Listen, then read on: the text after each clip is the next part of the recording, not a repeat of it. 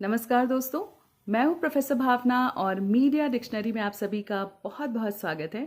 आज हम media dictionary में जिस टर्म के बारे में बात करने वाले हैं उस टर्म को सच में जानना और सिर्फ जानना समझना ही नहीं बल्कि व्यवहार में लाना, अपने जो जीवन पद्धति है उसमें उसे उतारना बहुत ज़रूरी है और इस वजह से ही इस पर हम चर्चा करेंगे।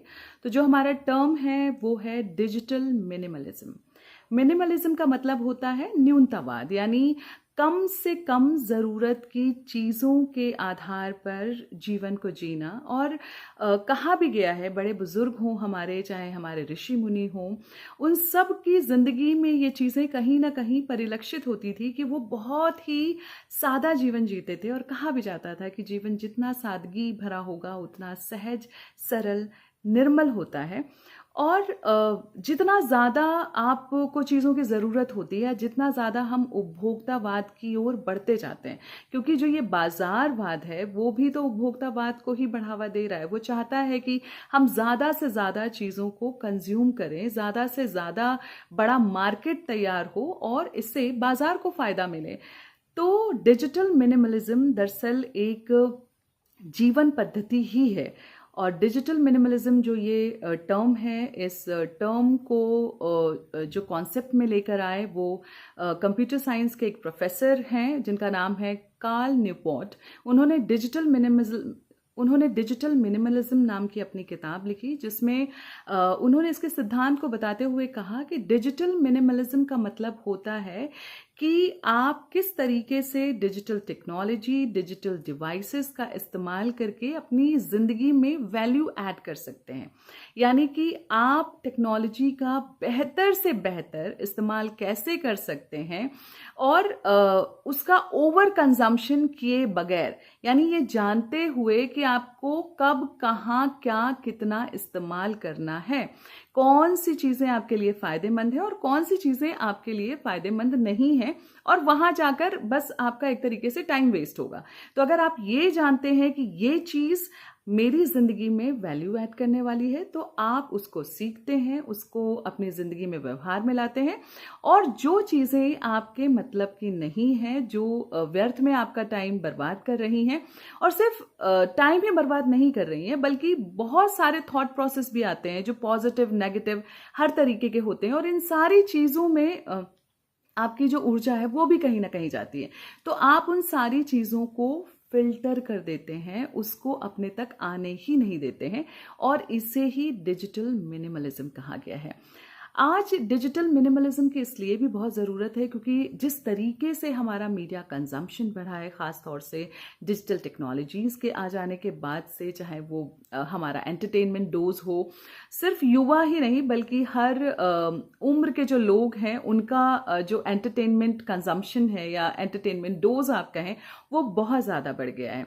सोशल मीडिया पे हमारा बहुत सारा समय जो है वो ज़ाया हो जाता है।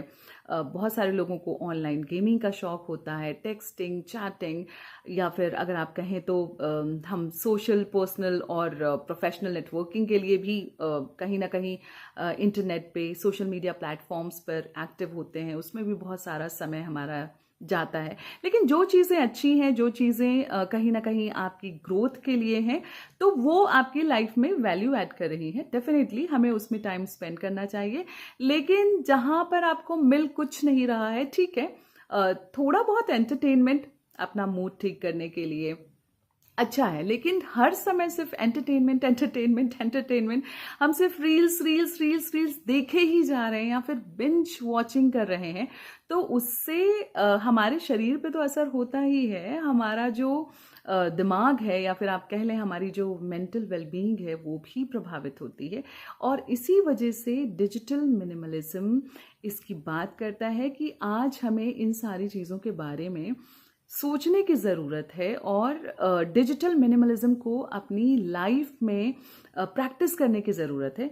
एक चीज़ और बताना चाहती हूँ कि आप डिजिटल मिनिमलिज्म को ये ना सोचें कि इसका मतलब होता है एंटी सोशल मीडिया होना या फिर एंटी टेक्नोलॉजी होना। ऐसा बिल्कुल भी नहीं, बल्कि टेक्नोलॉजी का बेहतर इस्तेमाल कैसे किया जाए, कहाँ पर कितना किया जाए, डिजिटल मिनिमलिज्म उसकी बात करता है। इसलिए ही आपसे कह रही थी कि ये एक तरीके की हमारी जीवन पद्धति है, या फिर आप इसको एक कार्यशैली जैसी मान लें। और अगर हम इसका इस्तेमाल करते हैं तो हमारा बहुत सारा समय बचेगा, जो वर्चुअल दुनिया में हम यूं ही वेस्ट कर देते हैं। तो उसके बजाय हम अपने परिवार को समय दे पाएंगे, खुद को समय दे पाएंगे। समाज में जो संवादहीनता आ रही है वो भी कहीं ना कहीं दूर होगी, क्योंकि जब हम आपस में मिलेंगे, बातें होंगी, कुछ नया निकल के आएगा। तो कहीं ना कहीं हमारी फिजिकल एक्टिविटी भी बढ़ेगी, सोशल जो बॉन्डिंग है वो फिर से मजबूत होगी। और टेक्नोलॉजी को हम मास्टर नहीं बनाएंगे, बल्कि एक तरीके से टेक्नोलॉजी के हम मास्टर होंगे, हम उसके गुलाम नहीं होंगे। हम टेक्नोलॉजी के हिसाब से नहीं चलेंगे, हम टेक जाइंट्स के हिसाब से नहीं चलेंगे, क्योंकि टेक जाइंट्स तो ये चाहती हैं कि आप ज़्यादा से ज़्यादा समय ऑनलाइन मीडिया पर बिताएं, क्योंकि जो ये अटेंशन इकोनॉमी है, आप जितना ज़्यादा से ज़्यादा समय सोशल मीडिया या दूसरे जो मीडिया प्लेटफॉर्म्स हैं उन पर बिताते हैं, उससे ही तो उन्हें अर्निंग होती है, राइट।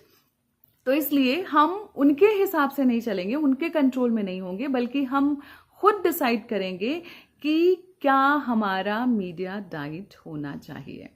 तो अगर आप इसे प्रैक्टिस करेंगे, अपने जीवन में, अपने व्यवहार में उतारेंगे, तो देखिएगा लाइफ कितनी अच्छी हो जाती है। और आप फिर स्ट्रेटेजिक प्लानिंग भी जान पाएंगे बहुत अच्छे तरीके से।